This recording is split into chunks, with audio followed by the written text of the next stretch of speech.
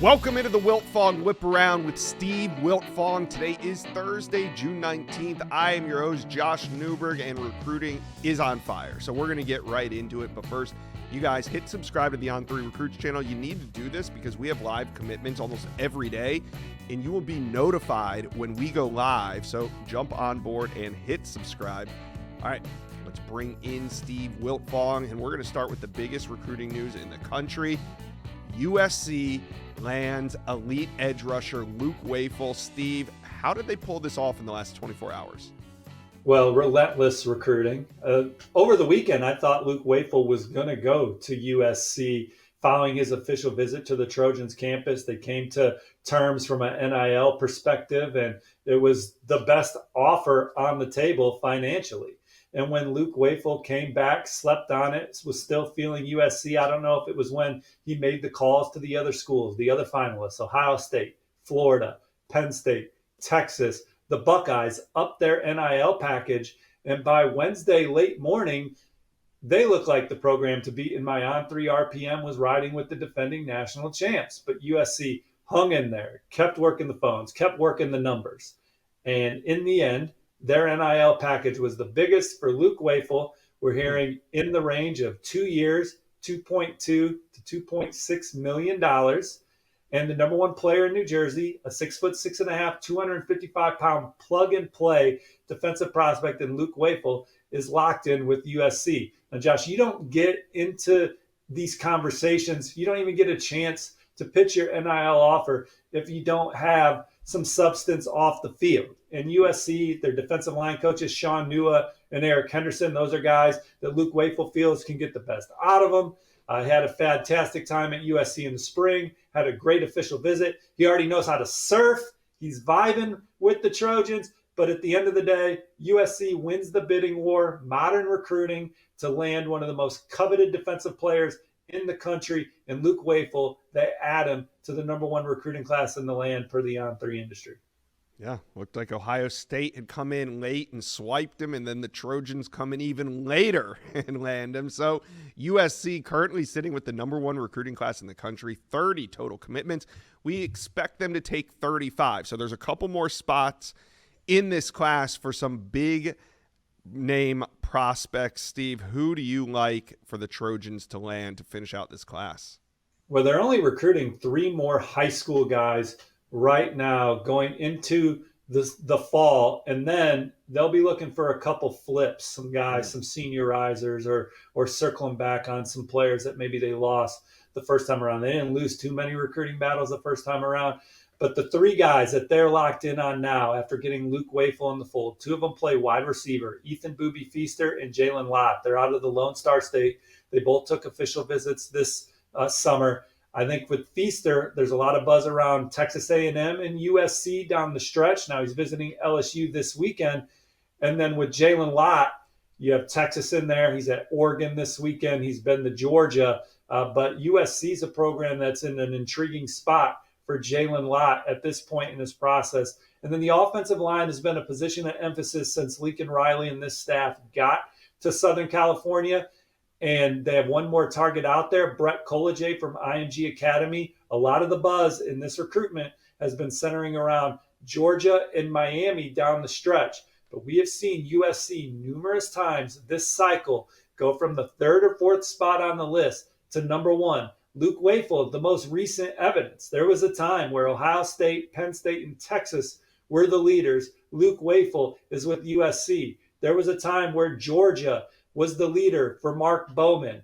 He is staying close to home and going to play tight end for USC. Could they do that again with Brett Collegier? Could they do that with Jalen Lott? I don't count the Trojans out for anybody with the infrastructure and resources they have and are pouring into this 2026 class. Chad Bowden, their general manager, has been relentless in finding ways to get these young men in the class for USC. And with Brett Collegier, Ethan Booby Feaster, and Jalen Lott, if you're recruiting against USC over these next couple weeks, you better buckle up and get to work because USC isn't going to make it easy. Yeah, USC is killing it on the trail right now. Trojan fans, talk to us. Who do you think you finish with? Let us know. Comment section below. Let's talk some Texas recruiting as the Longhorns are trending for key recruits as commit season. Well, commit season is here, Steve. So what 5-star options should Texas fans be focused on right now? Well, grab yourself a Coke, hit the recline on the lazy boy, because this is a segment that's going to have some length to it, because the Longhorns are in the mix for several 5-stars. As summer's really starting to wind down, it's gone fast. We're in the fourth of 4 major official visit recruiting weekends, and Texas has really dialed it up the last 2 weeks. They're certainly at the top or near the top for the number 1 player in the state, number 3 offensive tackle in the land, Felix Ojo. I have my on 3 RPM on Texas for a while. Still feel good about it. They're in the mix for Lamar Brown, the number 1 athlete in the country, number 7 player overall. Now, I would still lean LSU or Texas A&M over Texas, but Lamar Brown did take an official visit to the Longhorns this summer. He also went and saw Miami. How about Tyler Atkinson, Josh, number 1 linebacker per the On3 industry rankings? He's taking an official visit to Texas this weekend. He was at the Georgia game during the fall, loves the defense, Coach PK. Obviously, we know Texas has the resources to make NIL runs for the prospects that they choose to make a run at. And I think this weekend, talking to sources about it, the Longhorns are really going to be on the gas for Tyler Atkinson and try and beat Georgia for the number 1 player out of the Peach State. That sounds a little familiar for Texas fans, right? With Justice Terry in that recruitment last cycle. They already have Diabell in the fold, 5-star quarterback. He's taking his official visit this weekend. He's going to have his recruiting cap on coming into the weekend. Xavier Griffin, number 2 linebacker in the country, also out of the Peach State, same agent as Tyler Atkinson. He took his official visit to Texas last weekend. There's been a lot of confidence around Austin that they could ultimately land Xavier Griffin. I think that from an NIL standpoint, it wouldn't surprise me if the Burnt Orange go the highest for Xavier Griffin in this process. Now, he also took official visits to Alabama, Ohio State, and Florida State. He's got his decision coming up later this month. My on 3 RPM is on Alabama, but I certainly could see him, when all said and done, in the Texas class. 5-star tight end Caden Prothro takes his official visit this weekend. They're a finalist for the number 2 running back in the country, Xavier Crowell, as well. So Texas 5-star hunting as much as anybody at this point in the cycle. All right, one more I want to hit on, though, is Caden Finley. He has been an absolute battle between Texas and Notre Dame, and now we're getting down to it. How do you feel about Finley's recruitment right now? Well, it's a tough one to read because there's a lot of confidence around both programs that you look at as the finalists, Texas and Notre Dame. He's obviously a Texas legacy. His father, Jermichael, played for the Longhorns. He's been there a bunch. It's close to home. Texas has prioritized them. Steve Sarkisian, his offense track record of receivers being explosive in his style of play, the award winners, Biletnikoff's Heisman trophies. It's all there on Steve Sarkisian's resume, but he's been to Notre Dame twice this summer, been there numerous times. I don't know if there's a target on Notre Dame's board higher than Caden Finley, regardless of position. Marcus Freeman taking that team to the national title game, the huge need that Notre Dame has at the position. There's reasons to believe that this young man would go to both programs. My on 3 RPM's on Notre Dame, so that's where I sit. But obviously, big official visit this weekend. And Diabell, I saw him at the Elite 11 finals this week. He's like, I think Caden and I can do special things together. He can't wait to get around Caden Finley this weekend on his official visit. There's so many other prospects to mention here too, Josh, as they look to finish number 1 for a second straight cycle. You got John Turntime, the number 2 interior offensive lineman in the state. A lot of confidence around Texas. They can get that done. 4-star safety Chase Calicut visits this weekend. My on 3 RPMs on Texas. Now Michigan and Georgia are battling. Texas is the favorite for a couple in-state linebackers, Calvin Thomas and Kosi Opala. I do think they're going to get a commitment from California tight end Key Brown at some point. I logged in on 3 RPM this week for Texas to land 4-star defensive lineman Bodney Cleveland out of Alabama. He's committing on Saturday. Still love the Longhorns for blue chip in-state defensive lineman Jamarian Carlton. And one more major name, Samari Matthews, 4-star corner out of the Carolinas. Took his official visit to Texas last weekend. Also had a fantastic visit in the spring. I think Texas is trending there. They're trying to trend with Malachi Lee, a massive offensive lineman from Hawaii. They're one of the teams to follow over these next couple weeks. They're at like number 16 right now in the On3 industry rankings. Those rankings seem to change daily, but they're in that ballpark right now. But with all these names that we just discussed, particularly the 5 stars, Texas has a chance to finish number 1 for a second straight cycle. Let's talk some Florida Gator recruiting. Steve, we thought this was going to happen, and now it's happening. UF is on fire when it comes to the recruiting trail. Last night, CJ Brono completes the flip. He decommits from Nebraska 2 nights ago, commits to Florida last night. How did the Gators pull this off? No, Florida State was also heavily involved in this one. Yeah, multiple visits to Gainesville this spring and summer for CJ Brona. He loves the multitude of defensive back coaches they have, the way they pour into their players, the track record of the program development-wise and closer to home. CJ Brona commits to Florida and continues this hot month of June for the Gators. They have 13 commits. 11 of them have given a verbal within the last couple weeks. Their recruiting class is up to number 12 nationally. They are trying to get to the top 10 for a 3rd straight cycle. So this is championship level recruiting for Florida. They obviously have their quarterback in DJ Lagway, and they have upped the level of play in every position room. And CJ Brana has as much upside as anybody in the class. One of the fastest defensive backs in America, someone that can run with any receiver in the SEC down the road. Yeah, no doubt. Looking at that top 10, wanting to get in there. Steve, who else are the Gators trending for right now? Well, I logged a recent on-3 RPM in favor of Florida for massive offensive lineman Desmond Green out of South Carolina. They're battling Georgia and the Gamecocks for him, but Florida has the momentum. How about edge rusher Trenton Henderson out of Pensacola High? He's taking an official to Texas this weekend. He told me previously that Florida and LSU was his top 2. Coming out of his official to Florida this past weekend, I like the way it's starting to shape up for the Gators. Florida's in a great spot for On3's number 1 defensive lineman, James J.J. Johnson. There was a lot of smoke around Georgia early in this process, but this one may be coming down to Florida and Miami as he continues through his process.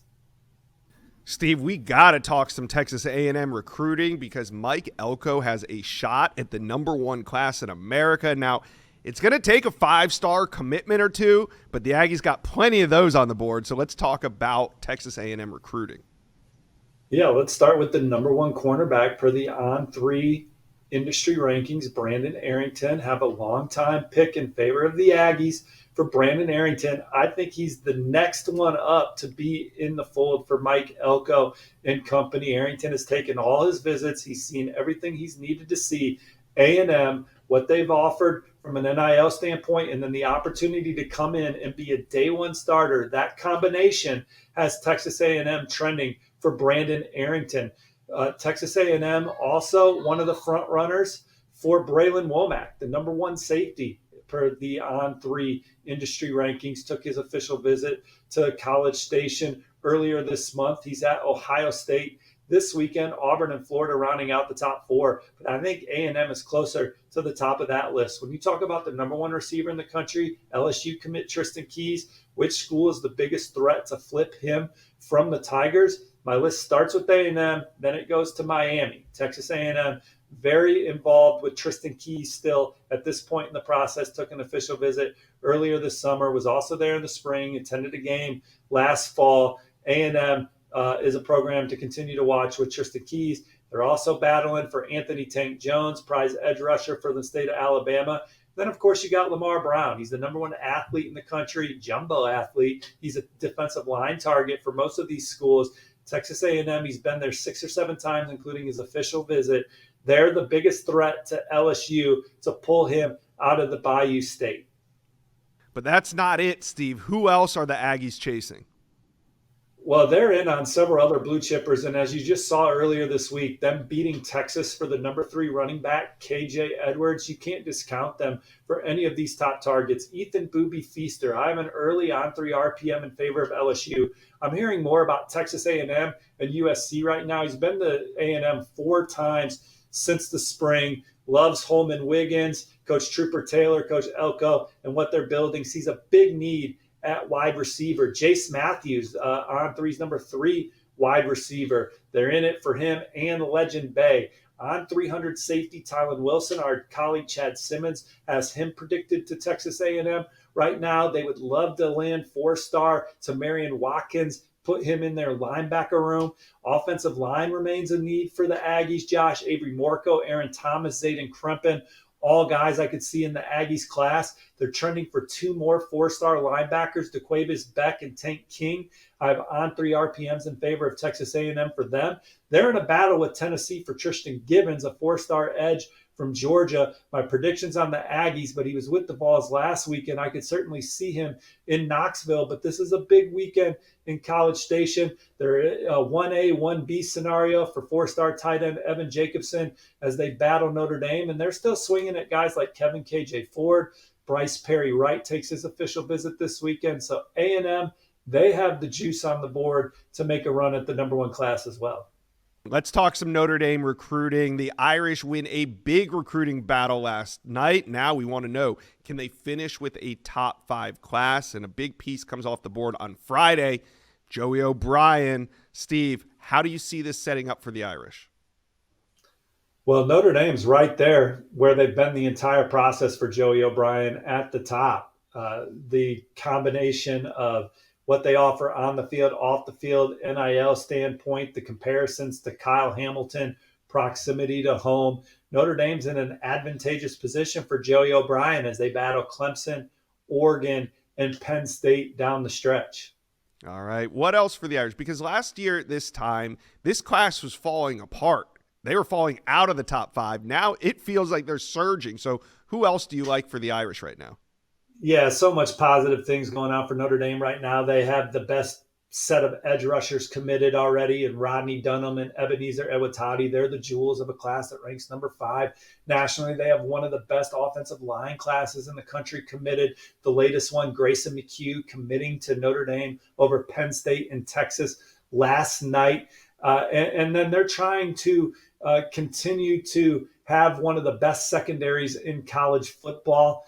And Joey O'Brien would be a huge addition. How about Kari Adams? Took his official visit last weekend to Notre Dame. He's the number 3 corner in the country in the on 300. I love where Notre Dame stands. My on 3 RPM reflects that for Kari Adams, a high upside cornerback with all the traits to be an All-American at any program he chooses. Mike Mickens, Notre Dame's position coach, ace recruiter, on 3's National Recruiter of the Year last year. Unofficially, I marked him number 1 as the number 1 recruiter in the country. He's had his hands on O'Brien. He's had his hands on Kari Adams. And I think he ultimately gets it done with Kari Adams. You know, Notre Dame, they're in the mix for some of these elite wide receivers on their board. You're talking about Kadon Finley. He's at Texas this weekend. But my on 3 RPMs on Notre Dame after 2 return visits to South Bend this summer. It's up to Texas to change that pulse, in my opinion. And then Devin Fitzgerald, Larry Fitzgerald's son. He took his official visit to Notre Dame last weekend. My on 3 RPM favors the Irish for Fitzgerald. I think Notre Dame ultimately lands North Carolina safety Nick Reddish. I'm an on 3 RPM there. Their 1A, 1B situation with Texas A&M for 4-star tight end Evan Jacobson. I think they're going to land Preston Friesel, another tight end from Ohio in the near future. They're one of the favorites for Ian Premer, one of the top 32 players in the country, regardless of position, a tight end from Kansas who's wrapping up his official to Notre Dame this weekend. And then Braden Robinson, a receiver from Texas. They're battling Miami for him. He took his official visit this past weekend. So Notre Dame, top 5 class right now. And all those names, they have a chance to really lock in a top 5 class for the long haul here, coming off an appearance in the national title game. Let's talk about the Elite 11. Steve, you were out there. Thanks to the red-eye flight, you are back home. We're able to talk about it now. What are some of your observations and intel from the Elite 11? Well, let's start with Diabell, headed to Texas, 5-star quarterback. He is the guy that checks all the boxes for me at the position from a talent standpoint, intangibles, leadership. He is the guy that is the can't-miss player at the position, in my opinion, in this 2026 cycle. And then Texas A&M quarterback commit Helaman Kasuga, he has really shown well at the Elite 11 finals, won the Pro Day competition per our Charles Power last night, the top performer on the second day of the Elite 11 finals camp. So Texas A&M and Texas should be ecstatic about where they stand at the quarterback position in this 2026 class. How about some recruiting intel? What else did you learn at the Elite 11 finals? Yeah, let's start with Bo Bentley out of Salina, Texas, their state champion quarterback coming down to Oklahoma and LSU. I'm expecting a decision in the near future for Bo Bentley, talking to him, talking to his dad at the event. I think he's starting to get an idea of where he wants to go. It's about locking it in. In the spring, LSU grabbed some momentum. They continue to set the bar following his official visit, but Oklahoma cannot be discounted. They got the last visit. It's the program he grew up rooting for, the relationship with Coach Arbuckle, John Mateer, direction of the program, Venables, proximity to home. There's some exciting factors for Oklahoma going on here, but he loves the quarterback development at LSU. I think Oklahoma has the biggest financial package on the table, but LSU's not far off. Bo Bentley closing in on his college decision here. Matt Ponatowski, he is putting on a show out there at the Elite 11 finals as well. He's the Ohio Gatorade Player of the Year for football and baseball. He's been in the top 5 of Charles Power's top performers on both days, was fantastic during his pro day. He's taking his official visit to Oregon this weekend, decision coming soon after that. Alabama was maybe the program that was leading for Matt Ponatowski coming into the week, but the Crimson Tide flipped Jet Tamala from Iowa State. Now, Alabama's still looking to take 2 quarterbacks, so Matt Ponatowski still looking strongly at Alabama. So is Bryson Beaver, who's at the Elite 11 finals. But Oregon this weekend visited Kentucky again right before coming out to Los Angeles for the Elite 11 finals, sat down with Bush Hamden, their offensive coordinator, talked to NIL. Kentucky's baseball program is one where he could be an instant impact player in their lineup. I think that Kentucky is the program to watch, with Alabama and Oregon still very much in play for Matt Ponatowski. Bryson Beavers, he too is looking at Alabama, Ole Miss, and Oregon. He will be at Oregon this weekend. There is some buzz around the Ducks for him, but he had a fantastic visit to Ole Miss, watched a lot of Jackson Dart during the season, kind of patterns his game a little bit after Jackson Dart. So that was an exciting visit and a program to watch for Bryson Beavers. And then you have Landon Duckworth, top 100 quarterback recruit per the On3 industry. It's down to South Carolina and Auburn. He told me he will be at South Carolina this weekend for a return visit after visiting Auburn last weekend. My On3 RPM is on the Gamecocks for Landon Duckworth, and I like where that stands, but Auburn is giving him a lot to think about down the stretch.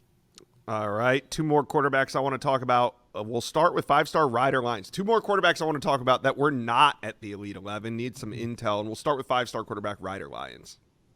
Well, he has his decision date now. He's going to come off the board June 24th. Hayes Fawcett, first to report that. He's coming off a fantastic visit to Oregon. Look, he already knows everything about Oregon, the offense, the style of play, the Heisman Trophy finalists, the quarterbacks in the league. No coach has recruited him harder than Will Stein. He feels very comfortable around the Ducks. This official visit, he was able to get around more of the power players that could be beneficial to Oregon athletes off the field. And it's a chance to win a national championship. Now he goes to BYU this weekend. That's a program that aligns with his faith. He's going to take an LDS mission following his senior year for 1 year. Several family members have attended school at BYU. Those connections are strong. And from an NIL standpoint, I expect BYU to be where they need to be in the Rider Lions hunt as well. So big official visit to BYU this weekend, stacking them up with Oregon. And we'll have an answer soon on where Rider Lions is playing this college football. My On3 RPM is on Oregon. I think it's up to BYU to change that. All right, let's talk about Jaden O'Neal. He's coming off that Florida State visit, and he's committed to Oklahoma, but the flip talk is buzzing around his name. Yeah, talking to Jaden O'Neal's camp, talking to some sources that spent time with him in Tallahassee this week. Florida State is the program definitely trending for Jaden O'Neal in his recruitment right now. Now, I still expect him to take his official visit to Oklahoma this weekend, so we'll see what happens during a return visit to the Sooners campus, but Florida State has all the momentum with Jaden O'Neal right now. That will do it for today's episode of the Wiltfong Whiparound. Thanks for tuning in. Please hit like and subscribe to the On3 Recruits page, and we will see you next week to break down what will be another wild weekend on the recruiting trail.